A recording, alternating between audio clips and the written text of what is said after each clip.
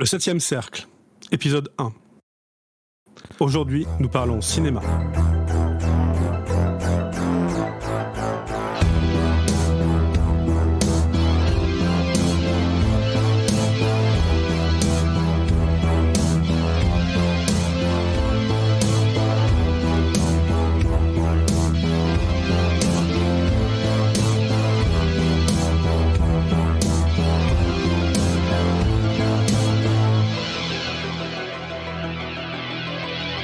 Bonjour à tous. Bonjour Quentin, bonjour Mika, vous allez bien? Bien et toi? Écoute, Super. ça Content de va, vous ça retrouver. va, ça va. On va parler cinéma aujourd'hui. On a pas mal de films d'horreur qu'on aimerait bien regarder. Ça tombe bien, c'est le sujet du podcast, puisqu'on va s'intéresser aux films d'horreur, mais à tous les médias d'horreur de manière générale, au fur et à mesure des épisodes. Et on va commencer avec toi, Quentin. Tu vas nous parler d'un film. These represent missing people for the last 3 years. The only way to make it stop I followed them into the subway. He butchers them like cattle. They never find the remains because he unloads the meat somewhere. is to go for the ride.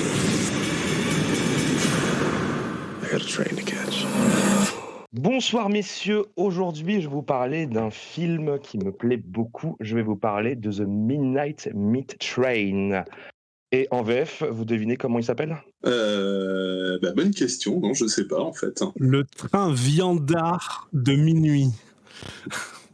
Et, et si seulement, et non, The Midnight Meat Train, en VF c'est Midnight Meat Train. Et oui, la VF qualité comme d'habitude.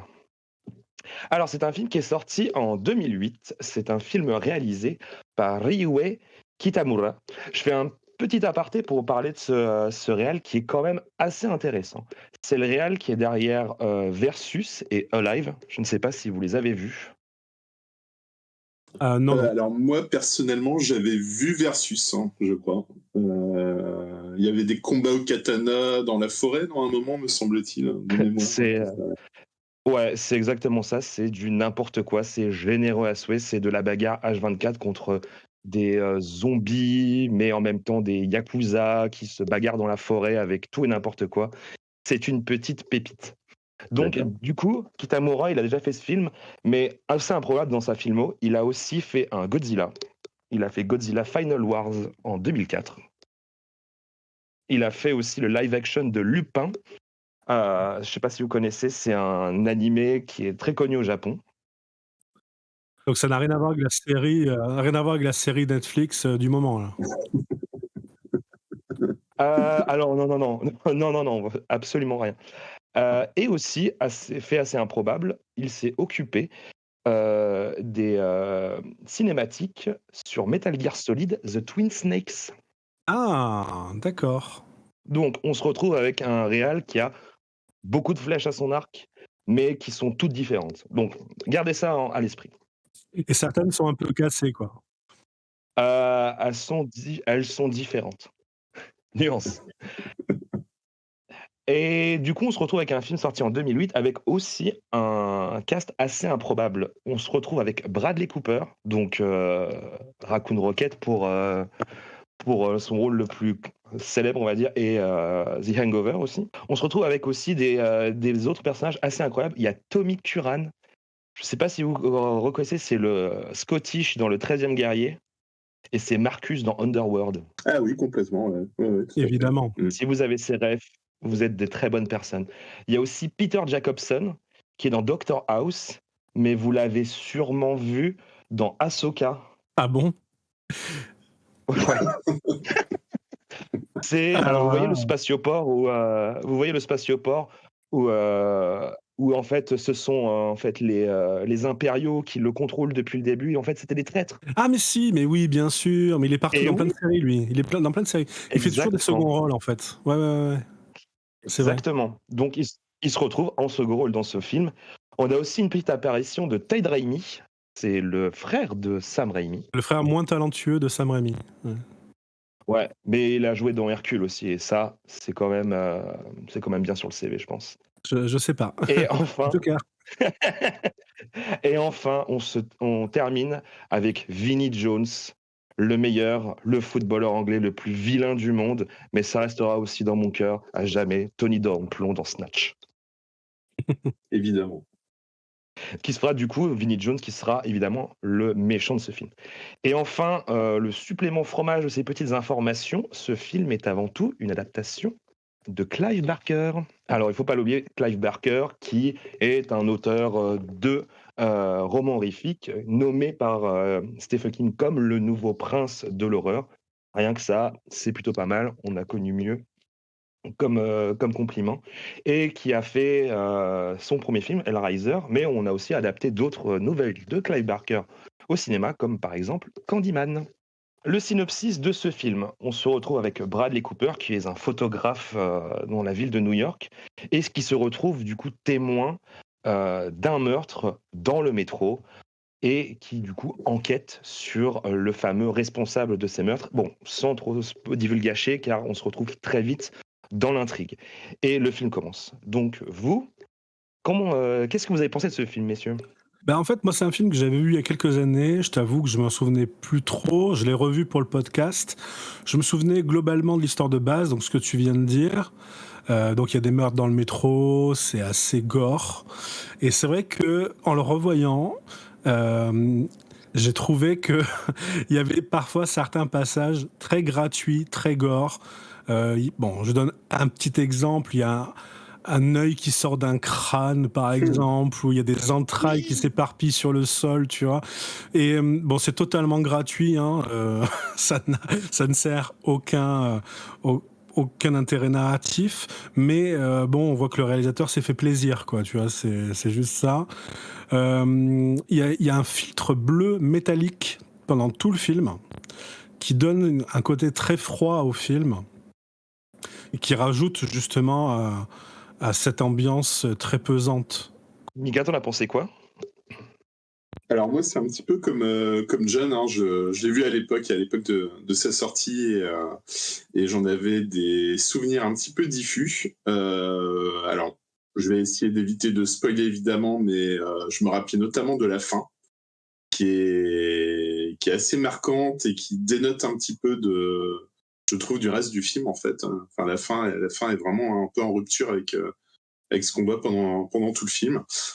Sinon, oui, globalement, c'est un film que j'avais plutôt apprécié à l'époque et que j'ai vraiment plutôt apprécié revoir, en fait. Hein. Je trouve que c'est un très bon divertissement. Effectivement, je trouve que la photo est assez particulière. Et je trouve qu'elle colle plutôt bien avec l'ambiance. Bon, évidemment, comme le disait John, il y a des effets spéciaux, il y a des choses un peu particulières qui font très années 2000, je trouve. Alors c'est vrai que la scène de l'œil, elle est presque drôle en fait, quoi, tellement c'est. Bah ouais. Voilà. On est vraiment dans too much. Mais voilà, globalement, moi ça m'a pas dérangé en fait, quoi. Je trouve que ça va un petit peu avec le film qui, je trouve, ne se prend pas trop au sérieux non plus, en fait. Voilà. Quoi dire d'autre ? Les ralentis aussi, il y a quelques ralentis, je trouve, qui sont un peu... bon, c'est pas très fin, enfin, c'est pas toujours très fin, mais voilà, globalement, moi, j'aime beaucoup Clive Barker, j'adore Hellraiser, je trouve qu'on retrouve un petit peu cette ambiance. Je trouve que Vinnie Jones est impeccable dans son rôle pour le coup. Enfin, vraiment, je trouve que. Ouais, Vinnie Jones, il est très bon. Ouais, effectivement. Bah, je vais mettre un peu les pieds dans le plat. Est-ce que vous pensez pas que finalement, malgré tous les défauts qu'on vient d'évoquer, parce que c'est un film avec des défauts, on est d'accord, mais est-ce que c'est pas finalement la meilleure adaptation de Barker après Hellraiser, premier du nom ? Alors, Joker, parce qu'il y a quand même Candyman, il faut pas l'oublier. Et justement, je reviens sur ce que tu disais, Mika. Alors, la fin, on pourra en parler parce que du coup, elle est très surprenante et je trouve qu'elle change assez radicalement de ce qu'on pourrait attendre d'un Clive Barker, ou sans divulgacher le film, encore une fois, ou directement, peu importe le recyclage, c'est qu'on rentre directement soit dans l'horreur, dans le fantastique, ou en tout cas l'étrange. J'ai l'impression que dans ce film, et du coup, j'ai pas lu la nouvelle malheureusement, j'ai l'impression que cette plongée dans, en tout cas, le fantastique et l'étrange, elle est assez diffuse, voire quasi, comment dire? Quasi, absente dans Mhm. les premiers débuts du film. Je rappelle juste pour, petite information, c'est qu'en vrai, Kitamura, il était pas à la base, du projet.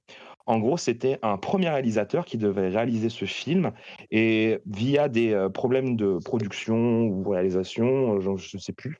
Mais en tout cas, Kitamura a été, mis sur le projet. En gros: «Tiens, on te refile le bébé». Donc du coup, Mhm. on se retrouve avec un réalisateur, avec la filmographie dont je vous ai parlé, donc les 1000 millions de flèches. Mais surtout, on a pour un film américain qui parle d'une nouvelle d'un auteur britannique avec un casting complètement dingo, un réalisateur japonais avec des œuvres assez singulières, avec son propre style, mais surtout qui arrive avec un bagage de faire le cinéma version asiatique. Donc, je parle du cinéma asiatique en grande généralité, comme le cinéma hongkongais, sud-coréen ou japonais. Donc, ce film, il me fascine énormément. Je vais reprendre la scène de l'œil, mais que, en gros, on se retrouve avec un film américain, mais avec une touche de cinéma asiatique, de réalisation asiatique complètement what the fuck. D'où la scène de l'œil. En rematant le film, je me suis dit waouh, c'est vrai que en gros, au-delà d'une très bonne adaptation de Clive Barker, on se retrouve avec un film asiatique qui rentre à fond dans un cinéma américain en fait. Je sais pas si vous voyez à peu Ouais, près ce que je veux bon, dire. la touche Un peu asiatique, elle comme est quand même très limitée, quoi. eh ben, pas tant que ça, parce que si vous regardez bien encore le film et si vous le comparez, comme tu disais, Mika, ce film, il transpire les années 2000, il trempe dans son jus. On peut pas faire plus plus adéquate à son époque. Mais si vous avez bien remarqué, comment le gore est filmé, comment certains plans sont agencés. Enfin, je sais pas, j'ai l'impression que dans ce film, il y a tout le temps, même si c'est pas révolutionnaire, mais il y a tout le temps plein de bonnes idées mis bout à bout, qui fait qu'en gros, pour moi, je trouve que ce film est un peu je dis pas que c'est une œuvre à part entière, mais dans le cinéma d'horreur, qu'on attendait de l'époque, je trouve qu'il fait un peu ovni, en fait. Beh, je suis assez d'accord en fait, je suis assez d'accord, c'est pour ça que je disais, tu as un peu éludé ma question, mais est-ce que finalement c'est pas avec Candyman, d'accord, et avec Hellraiser 1, est-ce que c'est pas finalement la 3e meilleure adaptation de Barker? Ah, il y a Hellraiser 2, s'il te plaît. Ah, On on ne touche pas Alors, à Hellraiser 2. si tu ouvres le débat, John, je suis obligé de parler de Cabal aussi. oh là là, Cabal. Alors Voilà, ça, je crois que ça nécessiterait un épisode, en soi, Cabal, exactement. parce qu'en plus tu Mais sais qu'il y a c'est une adaptation qui est intéressante aussi. Est-ce qu'elle est aussi réussie que les autres? Ça, je ne sais pas. Je pose la ça c'est question. un autre débat, mais tu sais qu'il y a un remake de Cabal qui va arriver? Alors, je n'étais pas au courant. Ah Eh ouais? ben, écoute, j'ai hâte de voir ça. J'ai hâte de voir ça. Bon, ça on en reparlera lors d'un prochain épisode, ça on peut vous le dire déjà. Exactement. Bon, on va pas refaire toute la filmographie de Barker, Non. Alors, mais en tout cas, ouais, juste un vas-y. point. Excuse-moi, John. Juste un point. Je voulais rebondir sur ce que disait Quentin. Effectivement, là où je le rejoins un petit peu, c'est que, alors je sais pas si c'est le fait qu'il y a une partie qui se passe dans le métro, voilà, qu'on pourrait apparenter un petit peu à un train, mais vous allez voir où je vais en venir. C'est que effectivement, en revoyant ce film, il y a eu des moments dans le métro quand ça charcutait sévère. J'ai pensé notamment à une scène de Snowpiercer là, de Bong Joon-ho, et je trouvais qu'il y avait il y avait un petit lien entre les deux. Je trouvais que vraiment on retrouvait un petit peu ce qu'on voyait un petit peu Mmh. dans la scène de charcutage de Snowpiercer qui est assez mémorable. Et ben en revoyant Midnight Meat Train, j'ai retrouvé un petit peu cette patte et cette ambiance en fait. Après, je trouve que c'est aussi une adaptation où c'est une des rares où on sent vraiment une ambiance Clive Barker. Je sais pas si vous l'avez ressenti de la même manière, mais pour moi, dès les 20 premières minutes du film, j'ai ressenti ce côté un peu crasseux, un peu dérangeant que je retrouve justement dans les autres adaptations de Clive Barker. Ça, par Ouais, contre, ouais, je je suis trouve que d'accord. c'est très bien fait. Il Je y suis a un d'accord. côté Mmh. un peu, en plus assez, érotique entre les 2 personnages, enfin, en tout cas Bradley Cooper et Vinny. Cette espèce d'obsession du coup qui se crée entre les 2 et Stati Hans donc par contre au niveau adaptation, au niveau jus et ressenti de Clive Barker, pour moi, c'est clairement une des meilleures adaptations, ouais. Ouais, je suis tout à fait d'accord avec toi. C'est encore une nouvelle tirée des livres de sang, hein, d'ailleurs. C'est ça. Ouais. Bien, merci beaucoup Quentin pour ce choix très pertinent pour un premier épisode. On commence très fort, j'ai l'impression quand même. Donc, est-ce que tu recommandes The Midnight Meat Train, ou en français Midnight Meat Train, euh, à nos auditeurs? Pour les auditeurs auditrices, je recommande ce film, surtout si vous êtes fan de Clive Barker et si vous n'êtes pas fan de le Clive Barker, ça reste quand même pour moi un film, d'horreur assez ovni avec, une très bonne réalisation, des bons acteurs qui se la donnent et ouais, comme vous dites, une fin assez intéressante. Donc si vous ne l'avez pas vu ce film, foncez. Si vous l'avez déjà vu, revenez-y pour le plaisir. Merci Quentin. Deuxième film de l'émission. Je vais vous présenter It Lives Inside.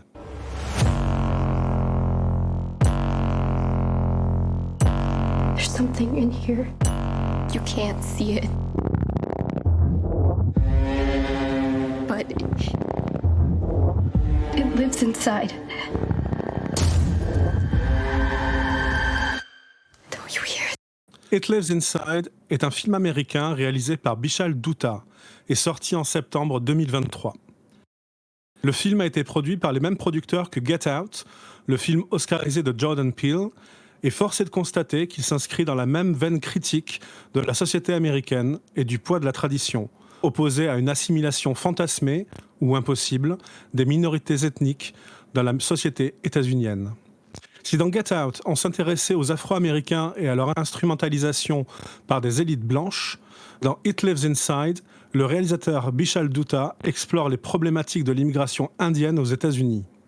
L'intrigue suit une jeune fille, Sam, incarnée par Megan Suri, qui est déchirée entre sa culture indienne, représentée dans le film par sa mère, aux convictions religieuses fortes et aux opinions conservatrices, et son propre désir d'appartenance à la société américaine. En effet, la jeune fille préfère qu'on l'appelle par un diminutif, Sam, plutôt que par son vrai nom, Samida, appellation symbolique qui montre bien l'amputation, via la diminution du prénom, de la culture traditionnelle en faveur d'une américanisation de façade. Elle participe à tous les rituels stéréotypés des lycéens américains. Sam passe son temps avec sa nouvelle amie blonde dans le gymnase, à contempler les sportifs de l'école. Elle participe à une fête autour d'un feu de camp. Elle tombe amoureuse du beau gosse du lycée. Néanmoins, cette volonté d'émancipation prend une tournure plus sombre lorsque l'on se rend compte que Sam s'est éloigné de son amie d'enfance, Tamira, qui, elle, est devenue une sorte de marginale, rejetée de tous. Cheveux longs et gras qui lui couvrent le visage, elle erre, déboussolée, de par le lycée, en tenant entre ses mains un pot de conserve contenant une substance noirâtre. Un jour, confronté par Tamira, qui lui demande de l'aide, Sam fait tomber le pot de conserve et un démon ancien s'en échappe. Il va enlever Tamira et se mettra par la suite à pourchasser et hanter Sam. La réalisation de It Lives Inside se fonde sur des bases assez classiques, voire assez clichés. On sait que le réalisateur Bishal Dutta, dont It Lives Inside est le premier long métrage, aime à citer comme inspiration Freddy, les griffes de la nuit de Wes Craven. Et on trouve plusieurs passages oniriques qui ne manquent pas de désamorcer toute appréhension que l'on aurait pu créer chez le spectateur. On trouvera également d'autres clins d'œil cinématographiques dans le film. Un personnage, on ne dira pas qui, se met à marcher à quatre pattes et à l'envers, comme dans L'Exorciste ou dans The Grudge. On reconnaît aussi à un moment un mouvement de caméra inspiré du Shining de Kubrick. Bref, Bishal Dutta parsème sa pellicule de références explicites à d'autres films. Mais le rendu ne convainc pas vraiment et donne l'impression d'un pot pourri de scènes horrifiques sans réelles conséquences. Le design de la créature est également un peu décevant. Si certaines scènes où l'on ne fait que deviner le démon, je pense notamment à une scène où l'on voit des yeux fixer Sam depuis son armoire entr'ouverte, la scène d'affrontement finale montre une créature qui est, je trouve, assez ridicule. Comme souvent, la suggestion dans l'horreur est plus efficace que l'explicite. La métaphore du démon n'est pas très subtile non plus. Le démon, dans le film, représente le poids de la tradition qui poursuit Sam. Et la seule façon pour elle de s'en débarrasser sera de se soumettre à son héritage culturel et littéralement de l'accepter en elle. Ce qui est dommage, c'est que j'attendais de voir ce film, car il aurait pu être très intéressant de se démarquer des clichés habituels du genre de l'horreur et réellement s'inspirer de la culture indienne, qui n'est à mon sens pas assez exploitée ici. Alors oui, on nous présente le Pichash, un démon hindou mangeur de chair humaine, mais le véritable sujet du film n'est pas là. It Lives Inside est fondamentalement un film sur la société américaine, avec un soupçon de culture indienne saupoudré ci et là. Cependant, on retombe très vite dans la structure du teen movie américain le plus stéréotypé, et c'est bien dommage. On a l'impression d'un rendez-vous manqué. It Lives Inside appartient à la récente tendance horrifique du social horror, qui, comme dit précédemment, a été popularisé par Get Out, mais également d'autres productions de Jordan Peele, telles que Us, Le Dernier Candyman et d'autres films.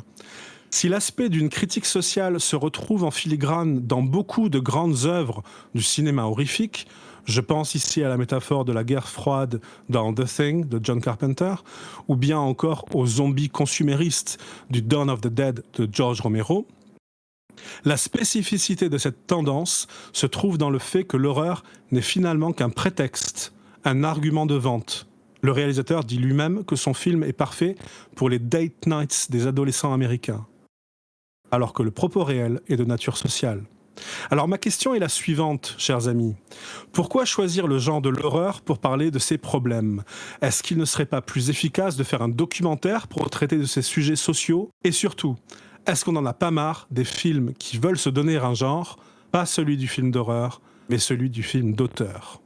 Bah, du coup, moi, je l'ai vu il y a pas si longtemps que ça et justement, je voulais avoir, votre point de vue sur, la fin et le propos du film parce qu'en fouillant un petit peu, j'ai vu que tout le monde les avis étaient un peu, divergents sur, la fin donc je sais pas, j'ai l'impression que, sans spoiler, est-ce qu'elle est est-ce qu'elle l'accepte avec, on va dire, Bah est-ce non. qu'elle l'accepte en disant: «Bon, ça fait partie de moi» ou alors est-ce qu'elle est Ah bah non, forcée? Mais justement, c'est ça le truc, c'est ça la toute fin du film. On va pas dire exactement ce que c'est, mais on se rend compte à la toute fin que oui, elle l'a pris en elle, mais elle est malheureuse.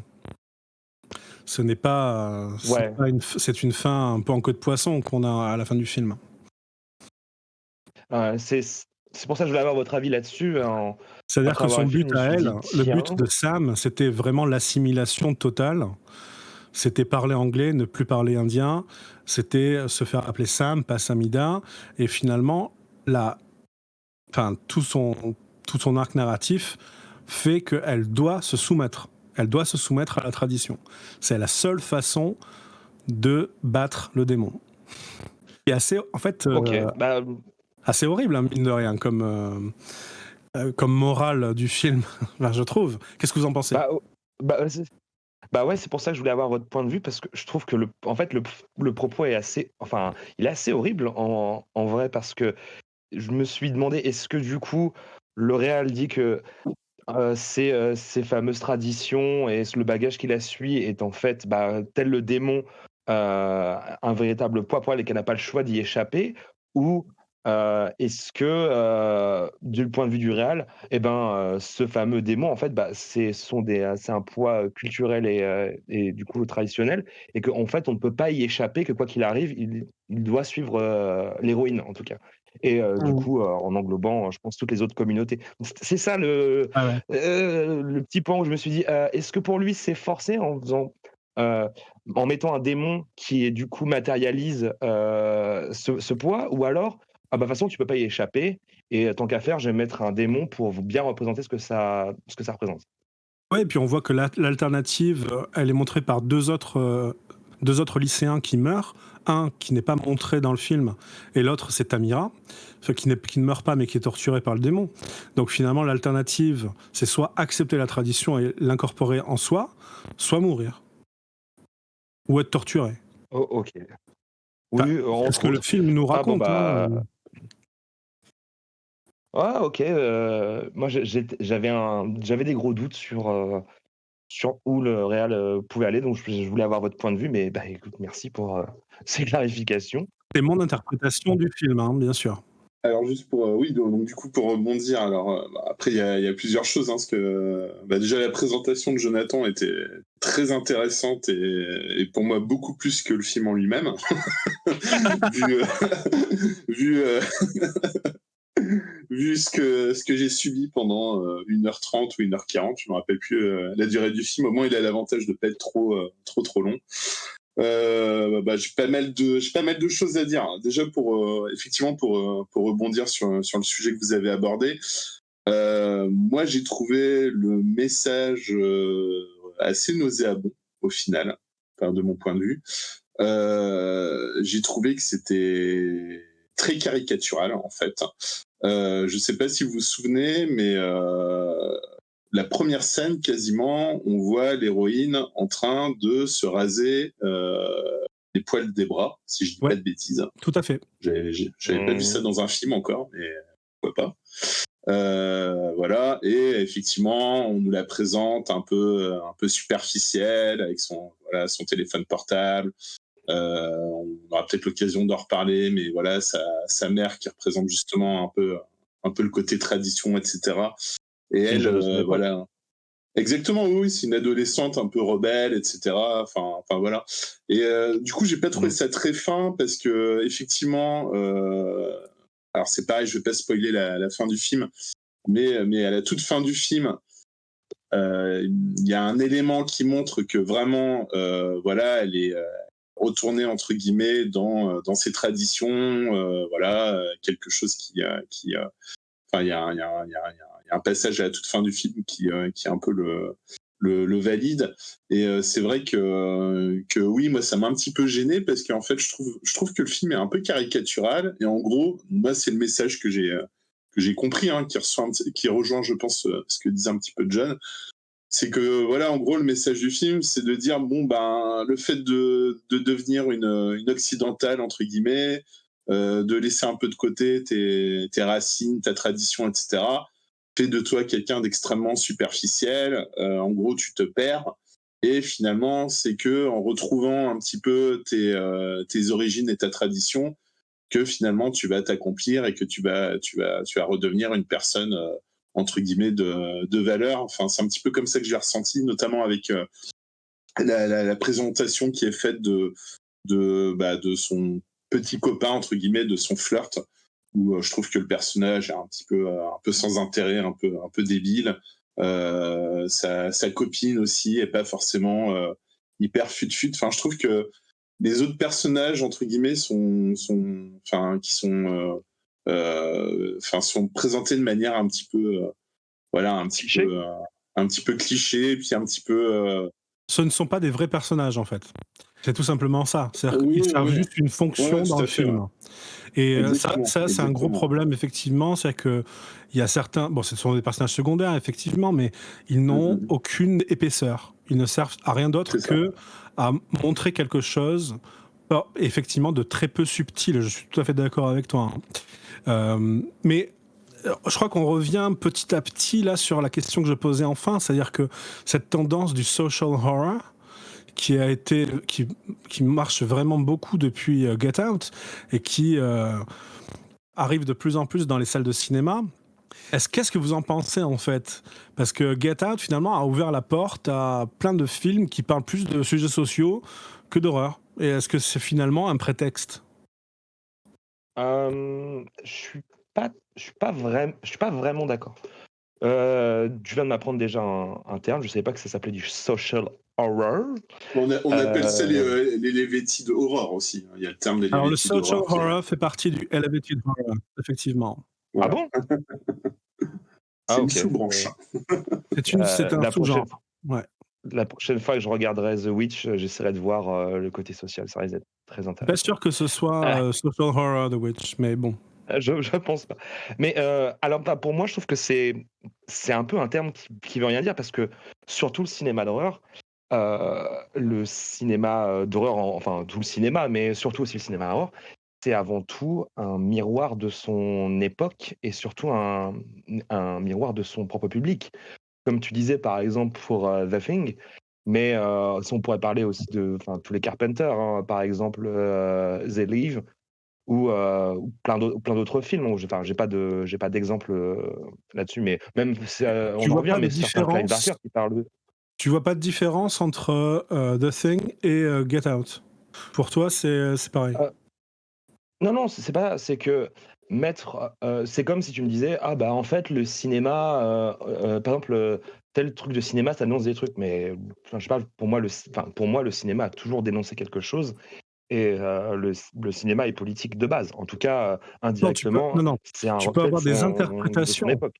Tu peux avoir des interprétations.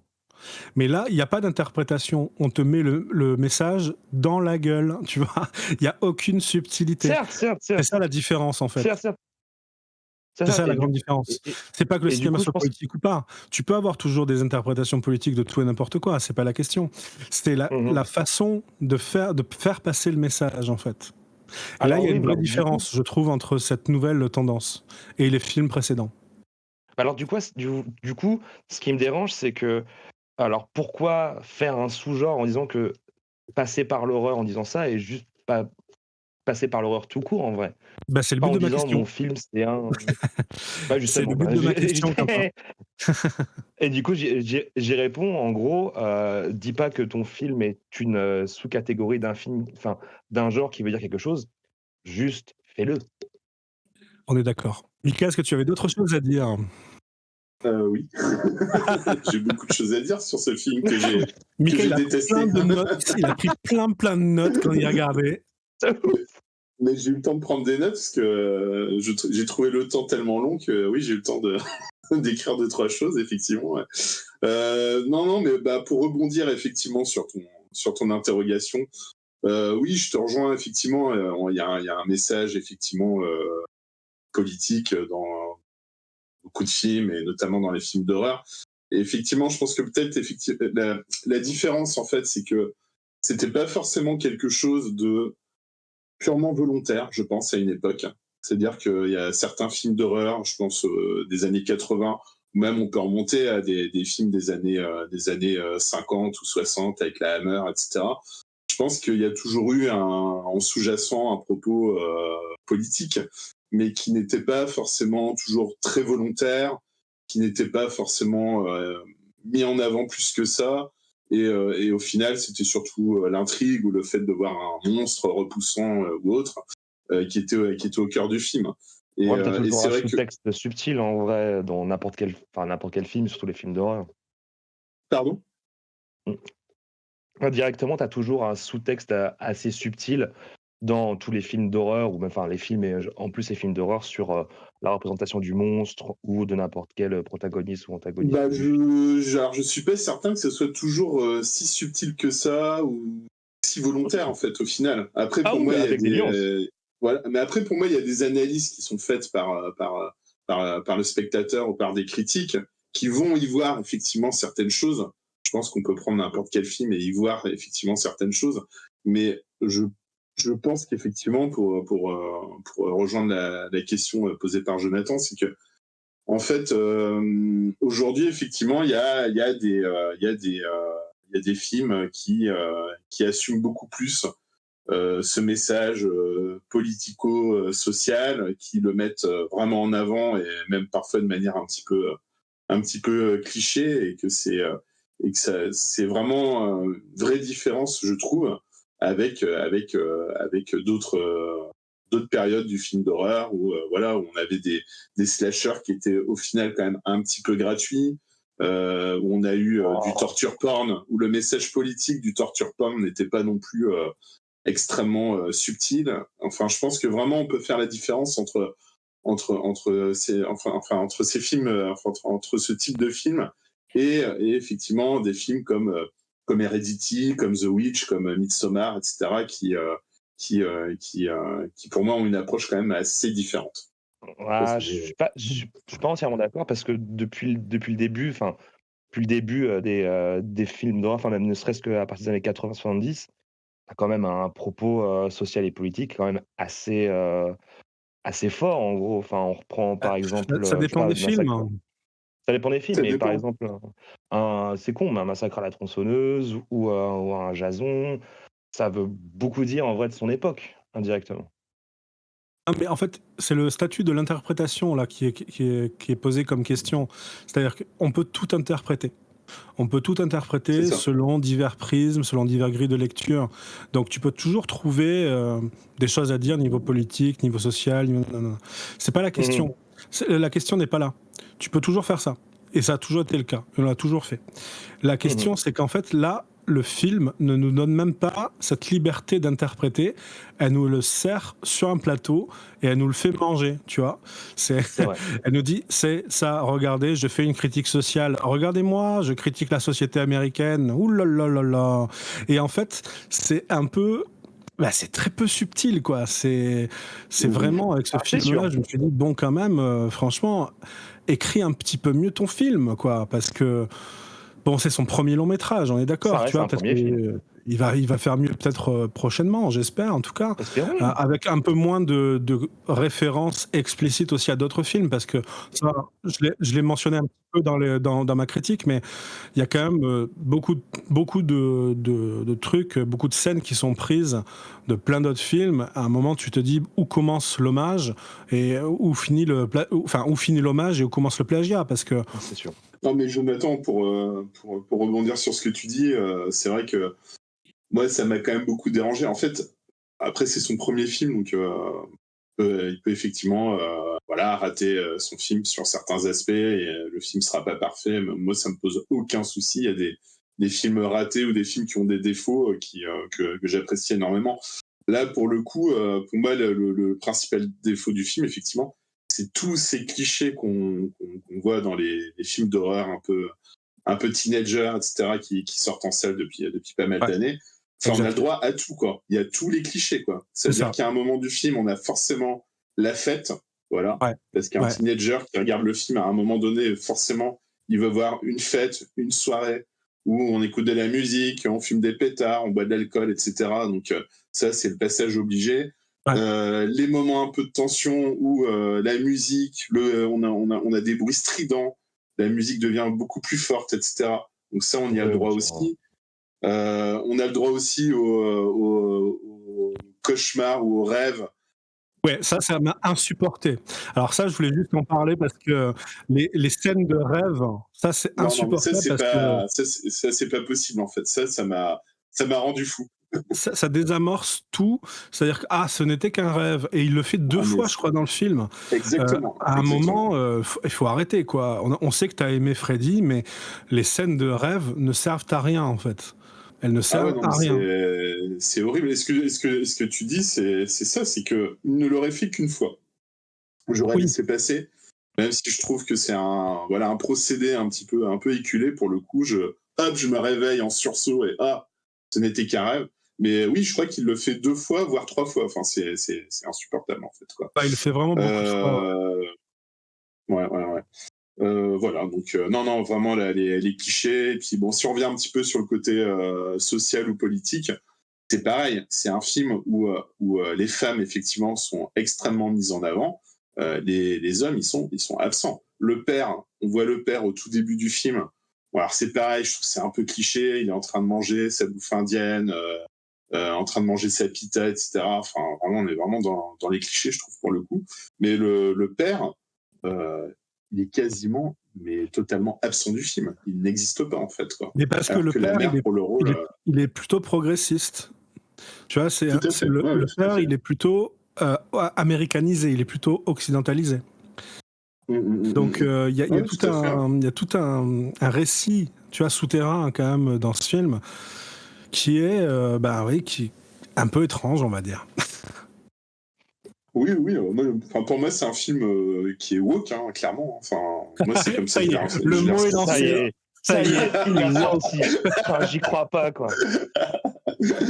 Fallait pas fallait pas me proposer un film comme ça, mais ouais, non, mais en fait, quand je dis que c'est woke, c'est surtout que ça veut dire surtout que c'est pas subtil en fait, parce que Get Out, d'une certaine manière, on pourrait dire que c'est un film woke, mais Get Out, c'est extrêmement bien fait, c'est fait, je trouve, avec subtilité Alors, je dirais enfin pas bref, que c'est un Get Out est woke, pour le coup. Pas du tout. Mais bah justement, même ce peut-être pas film-là, je ne justement, dirais pas qu'il est peut-être pas. woke. Mais bon, bref.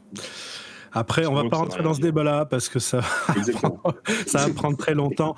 Moi, je trouve que c'est plutôt, enfin, pour un premier film, moi, je trouve que c'est plutôt pas mal. Certes, c'est maladroit, mais passer par le prisme de l'horreur pour le réal de parler des traditions assez pesantes et du coup tout ce bagage social et ce poids en gros qu'il ressent et que du coup bah comme un bon réal de fin, comme un réal de film d'horreur, euh, il ingurgite ce qu'il ressent en ce moment et la société et du coup il le régurgite sur la pellicule.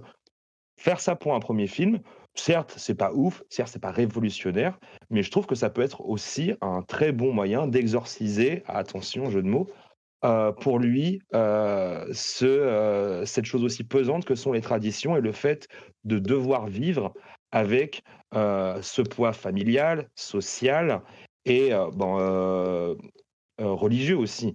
Donc du coup, certes, c'est très maladroit, c'est pas le film de l'année, c'est très cliché, comme tu disais, où est, l'hommage et où s'arrête le plagiat? Certes, mais pour moi, je trouve que c'est plutôt un bon galon d'essai de commencer par ce genre de film et du coup d'exorciser, vraiment tout ce poids que du coup a dû ressentir le réalisateur, même pendant sa jeunesse, parce que ça se trouve, c'est aussi indirectement un film un peu mémoire qu'il a dû ressentir quand il était beaucoup plus jeune, ou même d'autres personnes de sa communauté. Certes, Oui, il l'horreur, en c'est parle pas le effectivement, il style. le dit, hein, il le dit qu'il s'est beaucoup inspiré de sa propre jeunesse et de sa communauté. Effectivement, il en parle dans plusieurs interviews. Et voilà, et c'est peut-être balbutiant pour lui, c'est son premier film, ne l'oublions pas. Passer par l'horreur aussi, c'est peut-être un genre qui le réconforte ou pour lequel il a beaucoup d'amour et du coup, tous ces fameux clichés avec des gros guillemets de: «Ah, ça ressemble à Freddy, à machin, machin, machin». Pour lui, c'est plus une zone de confort pour exprimer quelque chose, qui lui a beaucoup pesé Il aurait pu aller durant voir sa un psy, jeunesse. ça aurait coûté moins cher, hein, je veux dire. Certes, mais peut-être que ce film, il va aussi beaucoup parler à énormément de gens qui ont vécu cette même situation ou alors qui le vivent encore et du coup, bah, que dire de ce film? Non, il est pas mauvais, bah, Ah il si, c'est si pas un Quentin, c'est pas un Quentin, chef-d'œuvre non plus, hein. Bah, moi, ah, j'ai pas passé un mauvais moment, en tout moi cas. je trouve que le film est extrêmement mauvais. Moi j'ai passé vraiment un mauvais moment. J'ai trouvé ça vraiment vraiment nul. Après après le message, moi j'ai pas de problème avec le message, mais à ce moment-là qu'il écrive un bouquin ou qu'il fasse un documentaire, là ça me pose pas de souci. Mais là, enfin le discours qui est servi au forceps. Et puis en fait j'ai du mal à comprendre ta réflexion parce que en fait, quelque part, tu es en train de dire qu'effectivement, il a souffert d'avoir ce poids de la tradition, etc. Mais pour moi, le message du film à la fin, c'est justement que bah, la tradition, en fait, finalement, c'est ce qui sauve un petit peu l'héroïne et c'est ce qui ferait qu'elle aura une vie agréable. Et enfin, je sais pas, je trouve ça un peu contradictoire par Bah, rapport. Bah, le non, tu vois, message est un peu à quel non, prix? c'est pas vraiment ça, ouais, c'est Bah, ça, il oui, y a un prix quand même. c'est ça. Personnellement, je trouve que c'est un film qui est je vais faire une réponse de Normand, quoi, qui est ni bon ni mauvais, en fait, il est moyen, il est un peu médiocre, dans le sens Clairement, hein. moyen, hein, du terme, hein, c'est un film médiocre. Dans les bons points, je trouve que l'actrice est très bonne, Megan Suri. Je trouve que Mmh. c'est vraiment une révélation pour le coup dans le film. Je trouve qu'elle est vraiment bien. Elle a un visage très Grave. expressif. Bon, est-ce qu'elle serait mieux dirigée par un autre réalisateur? Certainement, mais il faudrait continuer de voir ce qu'elle fera à l'avenir. Alors, on va finir sur It Lives Inside. Personnellement, je ne vais pas forcément conseiller le film, mais peut-être que certains d'entre vous vont le conseiller rapidement. Moi, je le conseille si vous vous sentez, déjà, concerné par, les problématiques que vont traverser l'héroïne, et enfin les héroïnes de ce film. Après, je trouve ça super cool qu'on ait enfin, que au niveau de l'horreur, on a aussi d'autres folklores que celui judéo-chrétien de je suis encore possédé par une énième Ouais, mais tu vois, entité justement, démoniaque. c'est pas assez bien traité, je trouve. C'est pour ça que je voulais Bah oui, voir ça ce reste bien film. traité, hein. C'est parce que je me disais, enfin, il y aura un truc original, tu vois. Et en fait, Mhm. il revient sur le teen movie américain. C'est dommage, c'est un rendez-vous manqué. Mais moi, je voulais ça, hein, je suis d'accord avec toi, hein, mais je n'ai pas eu ce que je voulais. C'est Teen dommage. movie qui, pour moi, fait écho à ce que tu me disais, que en gros, pour moi, ça reste une œuvre un peu autobiographique, avec des gros guillemets. C'est la jeunesse du réel. Mika, qu'est-ce que t'en penses? Tu le conseilles ou pas? Bah, ça me paraît assez évident. J'étais assez Non. transparent là-dessus, évidemment. Alors, je le Non. conseille pas. Je pars du principe que, voilà, après, le film a été fait, il mérite d'être vu, donc j'ai pas de souci avec ça. Donc voilà, pourquoi pas, hein, allez voir le film pour vous faire votre propre opinion, mais voilà, c'est vraiment si vous avez rien d'autre à voir, il y a des choses tellement plus intéressantes. Après, pour rebondir très rapidement sur ce que disait Quentin, oui, moi j'aimerais voir un film avec un film un peu exotique avec des sujets qui sont pas forcément traités habituellement, ou des cultures qui sont pas forcément représentées dans les films d'horreur, même si c'est quand même de plus en plus le cas. Mais c'est toujours la même chose, c'est sous réserve que ça soit bon. Et là, pour le coup, je trouve que le film est particulièrement mauvais. Donc, écoutez, j'attends un futur film avec, je sais pas, avec un djinn ou autre qui sera un chef-d'œuvre. Voilà, je l'attends toujours. On va en rester là pour It Lives Inside. Merci, messieurs. Mika, tu vas nous parler d'un troisième film. Captain John Boyd is about to discover No one just ends up at Fort Spencer. We come for a reason. Yours being? well, something he never imagined. We have a great sense of camaraderie here at Fort Spencer. This Indian scout told me a curious story. Winged Eagle. Alors oui, je vais vous parler d'un film qui me tient particulièrement à cœur, qui m'a beaucoup marqué, que j'ai revu à de nombreuses reprises. Ce film, c'est Vorace. Donc, c'est un film américain réalisé par Antonia Bird, donc une réalisatrice pour le coup, qui malheureusement nous a quittés. Elle est décédée il y a quelques années, malheureusement, parce que vraiment, je pense qu'elle aurait pu avoir une carrière extrêmement intéressante. Voilà, donc Vorace, donc c'est un film donc sorti en 1999. Au niveau du contexte, une petite anecdote personnelle, comment j'ai découvert ce film? Eh bien, ce film, je l'ai découvert dans un magazine que je suppose vous connaissez très bien, qui s'appelle Men Movies. À l'époque, en fait, il y avait un petit poster avec deux films. Il y avait La main qui tue sur le recto, et sur le verso, il y avait Vorace. Et l'affiche que les auditeurs pourront retrouver sur les internets m'avait plutôt marqué. Et à l'époque, eh bien, j'avais fait le choix entre La main qui tue et Vorace d'aller voir Vorace. Voilà un petit peu pour la petite anecdote. Alors Vorace, c'est un film avec un budget de 12 millions de dollars. Voilà. Donc voilà, un budget quand même pas rachitique, mais un budget énorme non plus. C'est un film qui, malheureusement, au box-office, n'a pas du tout marché. D'après les chiffres que j'ai pu retrouver, il aurait fait 2 millions de dollars de box-office aux États-Unis. Donc voilà, vraiment pas un succès, même voire un gros bide à l'époque. Alors après, je connais pas le contexte, hein, il y a peut-être d'autres blockbusters, on va dire, qui sont sortis au même moment. Voilà. Ou alors, j'ai une autre explication. C'est peut-être effectivement la manière dont a pu être vendu le film, parce que il navigue un petit peu entre deux genres, qui sont, qu'on pourrait dire, le western et le film d'horreur. En tout cas, c'est l'apparence qu'il peut donner. Et ça a peut-être fait également que le film ne fonctionne pas très bien. Donc ça raconte quoi, Vorace? Au cours du violent conflit qui opposa les États-Unis au Mexique, donc entre 1846 et 1848, une sanglante méprise fait du capitaine John Boyd un héros suite à un affrontement. Son supérieur hiérarchique n'est pas dupe et l'envoie aux confins enneigés et sauvages du pays, dans un fortin de l'armée occupé par de singuliers personnages. Notamment le commandant Hart, le docteur Knox, Cleaves, Toffler, George, etc. Enfin, toute une brochette de personnages. Alors, pourquoi j'avais envie de parler de ce film? Donc, comme je le disais précédemment, c'est une sorte de mix entre ce qui pourrait ressembler à un western et un film d'horreur. Donc, c'est quand même quelque chose de très singulier pour le coup. Qu'est-ce que j'ai aimé dans Vorace? Tout d'abord le scénario que je trouve vraiment très très intéressant, voilà, avec on peut dire un retournement de situation assez mémorable. Dans les points vraiment à retenir, il y a notamment la musique qui est juste incroyable en fait. Je trouve que la bande-annonce est assez exceptionnelle. Au niveau de la musique, donc c'est notamment Michael Nyman qui a travaillé sur la leçon de piano ou Bienvenue à Gattaca notamment, et Damon Albarn, donc voilà, qu'on présente pas. Tout Damon Albarn.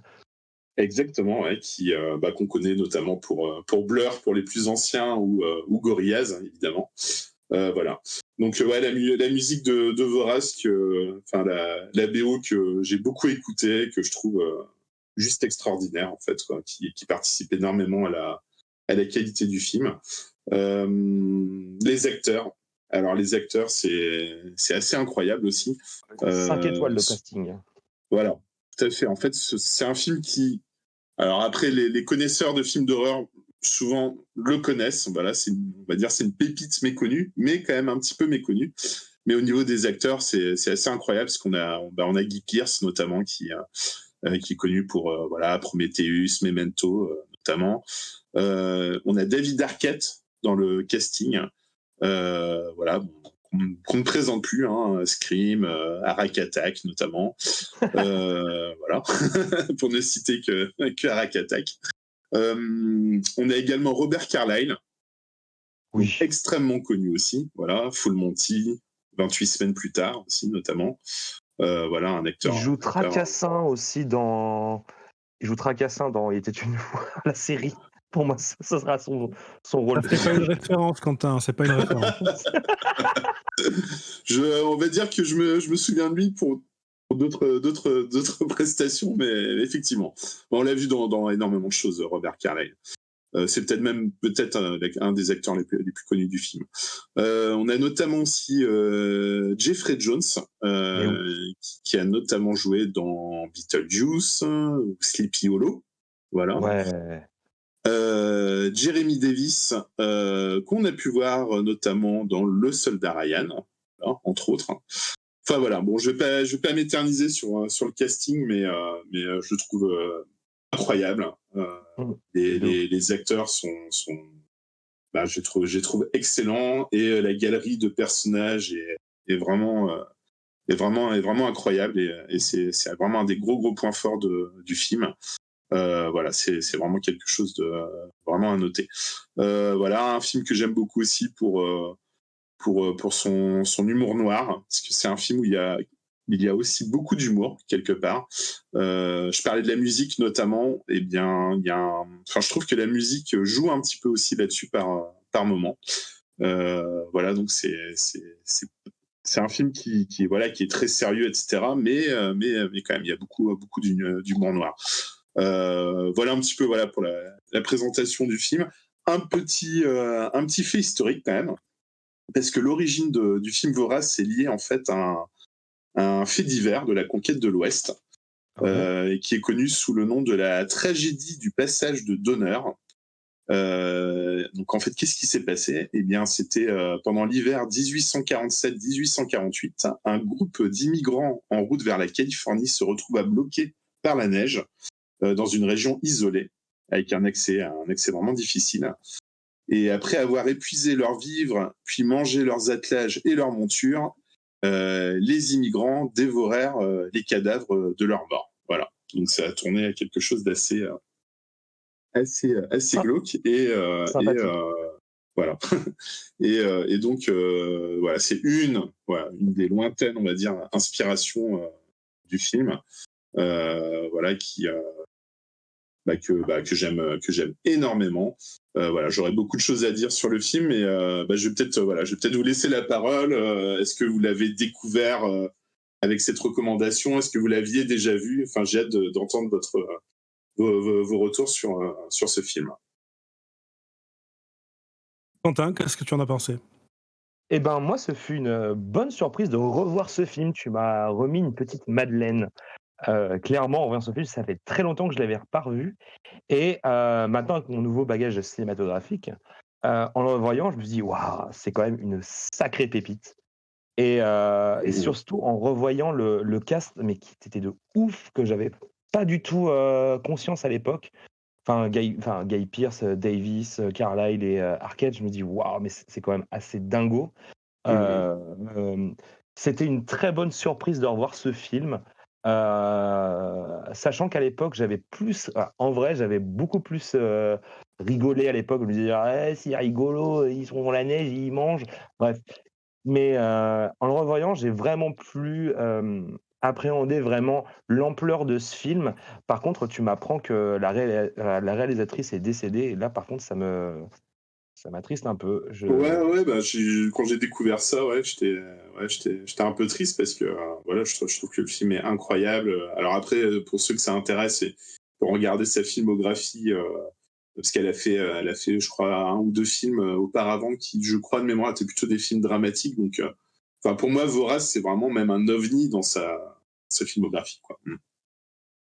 Ouais, moi, il y a quelques choix qui m'ont. J'ai bien aimé le film de manière générale, mais il y a quand même quelques choix de mise en scène et de musique, tu l'as mentionné, qui me dérangent, qui en fait désamorcent l'ambiance horrifique du film. C'est-à-dire qu'il y a effectivement des scènes, oui, un peu comiques, étrangement. On ne sait pas trop ce que ça vient foutre là.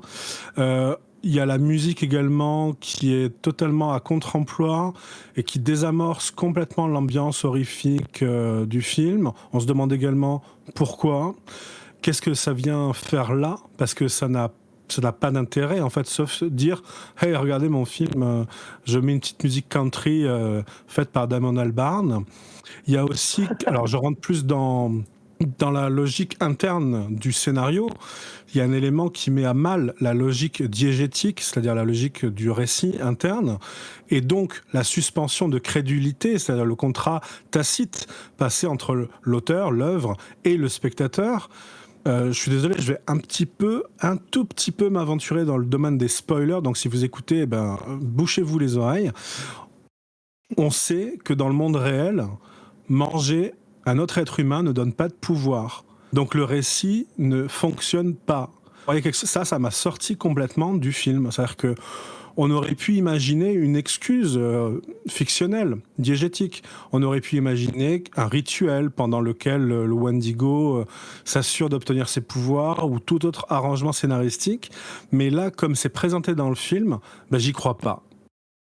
J'y crois pas et en fait, ça marche pas. Pour moi, ça marche pas. Je comprends pourquoi le film a été un bide. Il y avait tous les éléments pour qu'il soit un très grand film, des acteurs incroyables, apparemment une très bonne réalisatrice, mais pour moi, il y a des éléments qui cassent en fait toute la logique diégétique du film, et c'est pour moi dommage.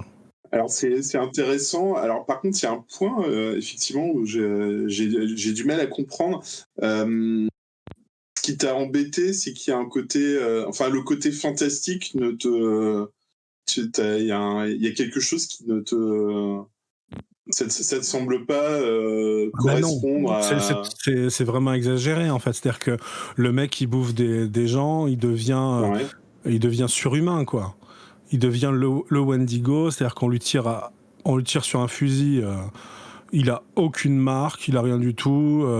On le tue, il mange un petit bout, hop, il revit. Non, c'est pas du tout. C'est pas cohérent, quoi. Si tu veux, c'est trop. S'il y avait une autre explication, une explication un peu plus fantastique en plus, tu vois, genre, il doit faire un petit rituel, ou ok, bon, bah ça marcherait. Mais là, on sait bien que vraiment, ça marche pas, ça marche pas comme ça. C'est pas possible, tu vois. Mais en Donc, quoi mais pourquoi en fait, ce que je comprends pas, c'est que du coup, tu pars du principe que le film de base est un film strictement réaliste. Et c'est là justement où j'ai du mal à te rejoindre, parce que moi, l'élément absolument pas. fantastique qui intervient avec la légende du Wendigo, etc., moi, ça me pose aucun souci, parce que c'est un film d'horreur avec un élément fantastique. Et enfin, je veux dire, dans n'importe quel autre film fantastique, il y a Parce qu'on enfin, sait à un dans... moment, t'acceptes Ouais. le côté un peu surnaturel, en fait. Justement, la suspension de crédulité ne fonctionne pas là, parce que elle n'est pas assez exploitée, pour moi. Je pense que... Mais non, parce qu'on voit bien que, tu le sais très bien, tout le monde le sait, si tu manges un peu de chair humaine, tu vas pas devenir un super humain. Ah oui, on est d'accord, oui. Donc, il faut expliciter un petit peu mieux dans le film, il aurait fallu expliciter mieux dans le film pourquoi il obtient ses pouvoirs. Comment il obtient ses pouvoirs? Est-ce que c'est à cause de la région où il vit? Peut-être. Est-ce que c'est à cause d'un pacte qu'il aurait fait avec une entité démoniaque? Ok. Est-ce qu'il aurait dû faire un rituel pour ça? Peut-être, n'importe quoi. Tu me fais n'importe quoi et là, ça marche. Là, dans les faits, comme c'est fait dans le film, ça ne fonctionne pas. Ah, je sais Ouais, pas, tu vois, il y a quand même, enfin, la mise en scène te montre que clairement ce sont des gens qui n'ont, enfin, des gens, je parle des Américains qui n'ont rien à faire ici parce que, ils sont quand même accompagnés par des, natifs du coin et qui, clairement leur expliquent tout ce qui doit se passer. Sans eux, ils ne peuvent rien faire. D'ailleurs, tu les vois, c'est eux qui gèrent, les déplacements, enfin bref, bref, vous voyez ce que je veux dire.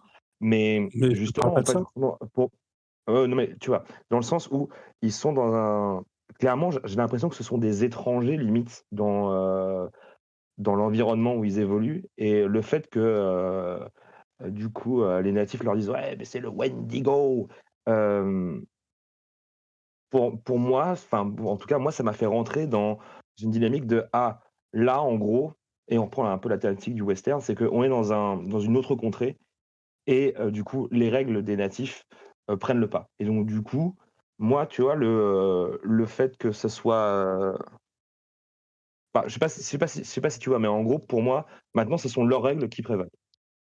Alors, c'est pas du tout explicité dans le film, là, c'est une interprétation de ta part, on est d'accord. Ah oui, c'est une interprétation. Ah oui, clairement, c'est une interprétation. Parce que si là c'était explicité dans le film, encore une fois, ça marcherait. S'ils te le disent explicitement, oui, là nous sommes des étrangers dans cette terre, c'est l'Ouest sauvage, d'autres règles s'appliquent. Ok, d'autres règles s'appliquent, mais c'est pas le cas, c'est pas ce qui est montré. Au contraire, on est quand même dans un fort qui a été créé par les Espagnols, ensuite qui est pris par les Américains. Les Indiens sont quand même, ils vivent avec les Américains, ils sont plus du tout sauvages. C'est pas vraiment ce que tu décris. Ouais, mais tu vois, la première scène où Guy Pearce, il rentre dans le fort, heu, enfin, moi, ce que j'ai ressenti, c'est que, enfin, ce fort, qui est censé représenter l'armée américaine, il se l'est fait de bric et broc. Enfin, quand, Jones, il fait la description du camp, genre, bon, il y a machin, c'est une épave, machin, c'est une double épave, machin, faut pas, enfin, bon, on compte pas sur lui. Bah, voilà, bienvenue. J'ai l'impression que les gars sont pas littéralement, hors du monde, mais ils sont, enfin, d'une certaine manière, ils sont au bout du monde, enfin, en tout cas, au bout de leur monde, à l'époque. Contre-argument, le personnage de Guy Pearce subit les effets virils, c'est répété plusieurs fois dans le film, de l'ingestion du sang humain et de la chair humaine la première fois lorsqu'il se trouve à la frontière mexicaine. Donc ça n'a rien à voir avec les Indiens. Ah mais Ah moi, OK, moi là-dessus, je te rejoins complètement. Pour moi, ça n'a rien à voir avec les Indiens. C'est pour ça que j'ai du mal un petit peu à comprendre où est le problème au niveau de la suspension d'incrédulité. C'est en fait pour moi, euh, il obtient entre guillemets ses pouvoirs un peu, on va dire, surnaturels parce qu'il a mangé de la viande humaine et en fait dans le film, enfin en tout cas moi c'est comme ça que je vois les choses. Pour moi, en fait, c'est entre guillemets une expérimentation extrêmement exotique qui entre guillemets, n'a peut-être jamais été tenté par un autre être humain auparavant. En fait, pour moi, non. c'est Non, c'est ça le truc, c'est que finalement on sait dans le monde réel que malheureusement il y a eu des cas comme ça et ils se sont pas transformés en Superman, quoi. Donc c'est là où ça pose problème pour moi dans la logique interne du récit.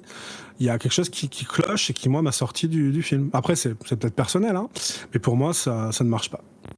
Ouais, non, mais je peux comprendre. Ouais. Après, il faut quand même. Attends, juste un truc, c'est que il faut pas oublier aussi que de mémoire, il explique aussi que il a eu, je crois que c'était la tuberculose ou une maladie de ce type-là. C'est la tuberculose. Exactement, et que effectivement, il s'est rendu compte du pouvoir un petit peu guérisseur du cannibalisme.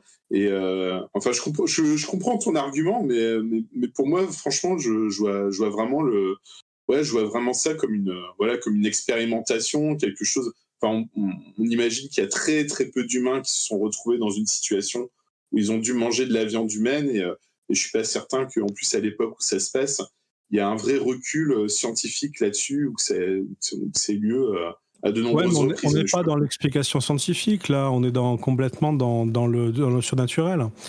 Après, c'est pas un mauvais film, hein. Il y a des bons. Effectivement, il y a un twist intéressant au milieu du film. Les acteurs, comme je dis, sont vraiment excellents, notamment Guy Pearce, qu'on voit trop peu. Malheureusement, c'est un acteur, un très bon acteur qu'on n'a vraiment pas assez vu. Je reviens pas sur Carlyle, qui est vraiment excellent. Ça, c'est pas la question, hein. Pour moi, il y a un problème avec ce film qui. Voilà. La musique, c'est sympathique. Et la musique, par contre, non, la musique, c'est. La musique, voilà, ouais, j'ai vu que ça t'avait. Alors moi, pour le coup, je trouve que c'est vraiment, je trouve que c'est génial, mais je peux comprendre que ça puisse désarçonner, parce qu'effectivement, il y a un vrai second degré, il y a un vrai. Qu'est-ce qui vient foutre là ? Est-ce que tu peux m'expliquer ce qui vient foutre là, le second degré ? J'ai envie de te dire, je pense que c'est juste le choix de la réalisatrice, en fait. Ouais, mais pourquoi ? Elle a voulu amener un petit peu de. Essayons d'interpréter ce choix, parce que c'est un choix de la réalisatrice, effectivement, mais pourquoi ce choix-là ?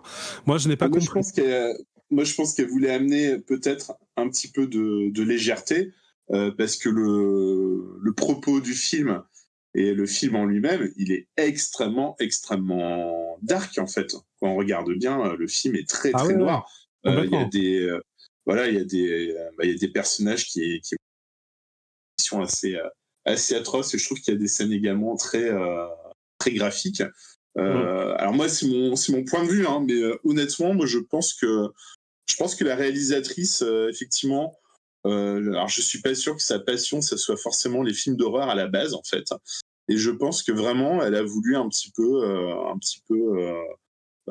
comment dire. Rendre un petit peu plus digeste, entre guillemets, le film qui est effectivement, sans ses ajouts un petit peu humoristiques, notamment au niveau de la musique, aurait été un film effectivement très très sombre et très très nihiliste, quoi.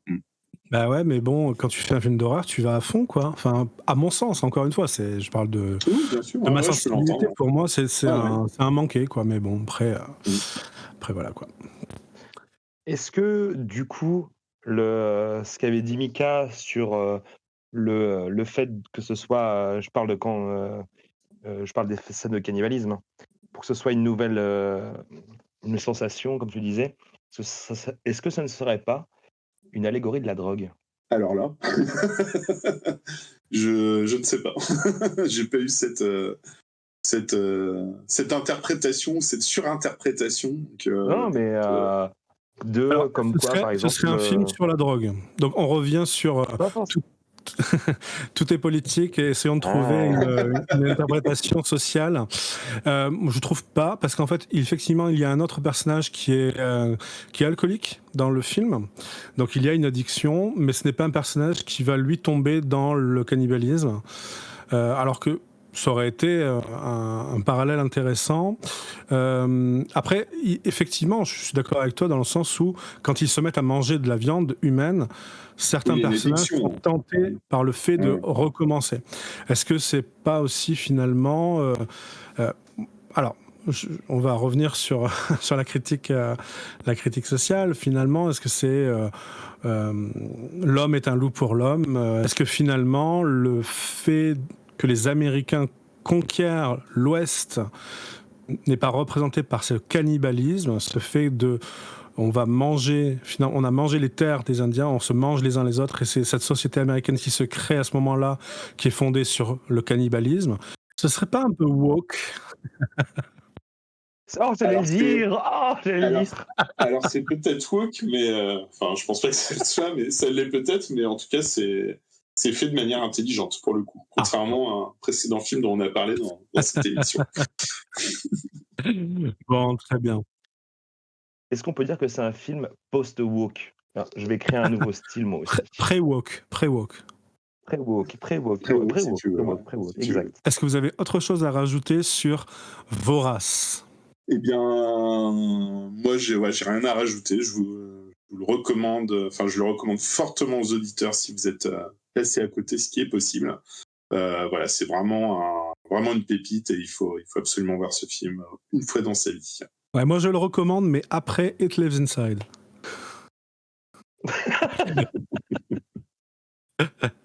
Quentin, est-ce que tu recommandes le film? Évidemment, je recommande ce film, surtout si vous sortez d'une crise où vous avez pris beaucoup de drogue. Matez-le et du coup, vous verrez que les apparences ne sont pas ce qu'elles sont. Bon, très bien. Quentin, on va rester avec toi parce que tu vas nous parler des news du monde horrifique.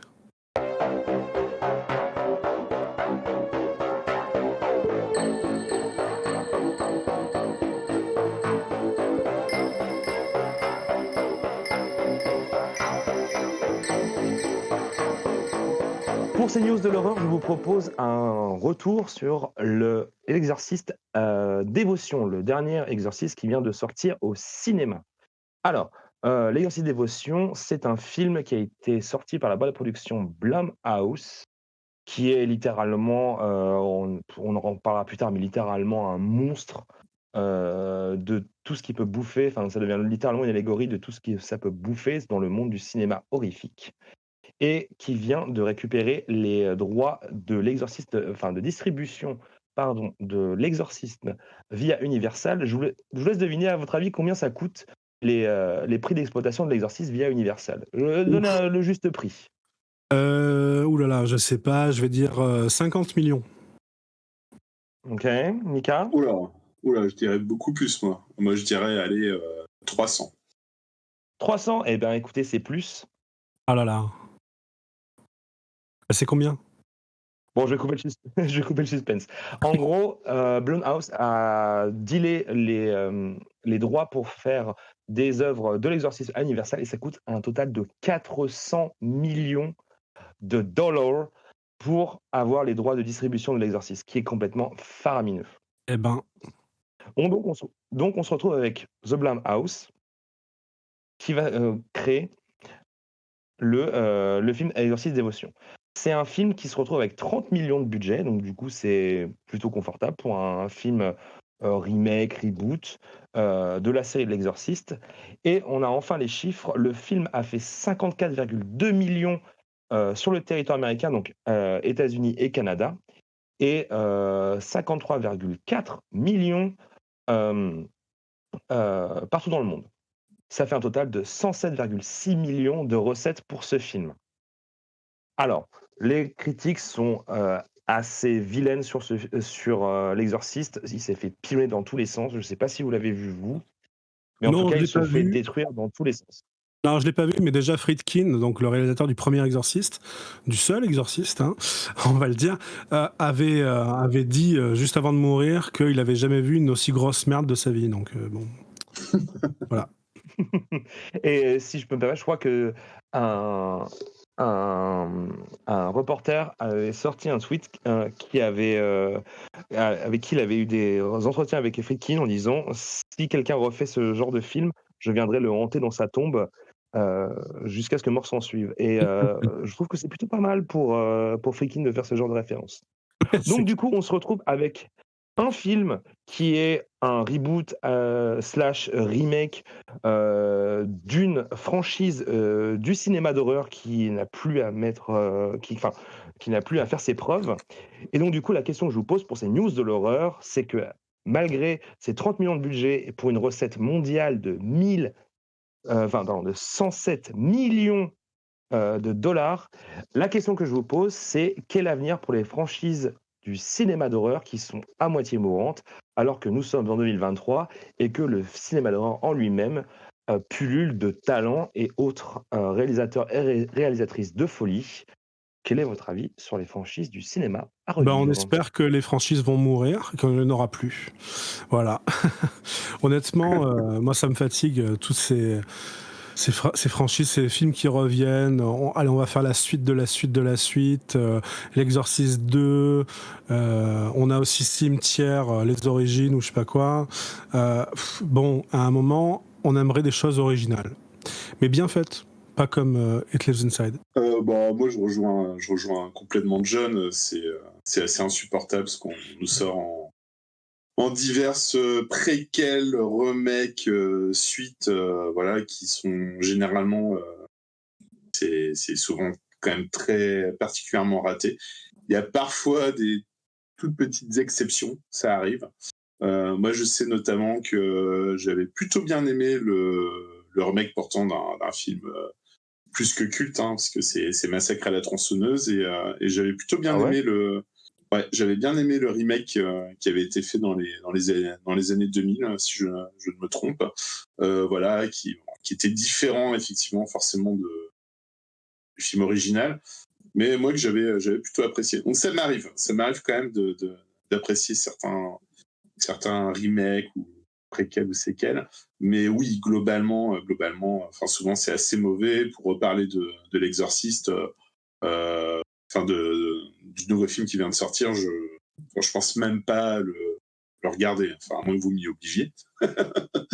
mais non, je pense que je ferai l'impasse, quoi, parce que pour moi l'Exorciste, c'est un film culte, indépassable, qui moi me terrifie toujours aujourd'hui. Enfin, c'est un film que j'ai beaucoup de mal même à revoir. Voilà. Après, je suis pas aussi dur que vous sur les suites. Moi, je sais qu'il y a des choses que j'ai pu apprécier dans les suites, mais voilà, effectivement, c'est incomparable avec le film original de Friedkin. Donc, moi, je passerai mon tour sur Exorcist Dévotion, sachant qu'il y a une série aussi, il faut pas oublier, qui n'était pas extraordinaire non plus. Enfin, la première saison se laissait regarder, mais c'était pas incroyable non plus. Une série télé, l'Exorciste, ouais, tout à fait. Ouais. Il y avait une série, mais elle est sortie quand? C'est pas très ancien, il faudrait vérifier, mais je pense que ça a dû sortir il y a peut-être 3-4 ans, je dirais, je sais plus, mais c'est assez récent. Ouais, tout à fait. Ouais. Ah ouais. Alors, sachant en plus que j'en profite aussi pour dire que, vu que Blumhouse est, je crois, je veux pas dire de bêtises, mais je crois que Blumhouse, comme tu disais, alors je sais qu'ils sont derrière le remake de Halloween, pas ceux de Rob Zombie, mais les autres. Et je crois que c'est eux qui sont derrière le remake de Massacre à la tronçonneuse, si mes souvenirs sont bons. Mika. Je veux pas dire de bêtises. Mais aussi. Moi, je parlais vraiment du remake des années 2000. Hein. Je parle pas du remake extrêmement récent qui est sorti, je crois, sur Netflix, si je dis pas de bêtises. Que là, pour le coup, moi, je n'ai pas du tout apprécié. Non, mais Blumhouse, ils font tout et n'importe quoi. Ils ont de très bonnes productions et ils ont beaucoup de productions médiocres. C'est ça le problème de Blumhouse. C'est que voilà, tu peux tomber sur des trucs qu'ils ont fait qui étaient vachement bien, et puis t'as des trucs horribles, quoi. Donc c'était un gros problème. C'est vrai que c'est devenu une sorte de grosse maison de production horrifique, mais faut prendre ça avec un grain de sel, voilà, je trouve. Hein. Est-ce que tu peux dire que ce sont devenus des monstres? Ce sont devenus des monstres. D'ailleurs, en parlant du coup, vu qu'ils ont, donc comme je vous disais, pour 400 millions de dollars, ils ont pris les droits d'exploitation de l'Exorciste. sachez que le dernier Exorciste Dévotion, ça sera le premier, car ils ont prévu une trilogie, pas un triptyque, mais une trilogie de l'Exorciste. Donc celui qui vient de sortir n'est qu'en fait le premier. Et qu'on va se taper encore 2 autres films de l'Exorciste. Oui. Quentin, il y avait une autre news du monde horrifique que tu veux nous présenter. Et non, c'était la seule news horrifique que j'aurais à vous proposer pour ce mois-ci. Eh bien, merci messieurs, c'était le 7e cercle, premier épisode. Et on se donne rendez-vous dans un mois pour l'épisode 2. Au revoir.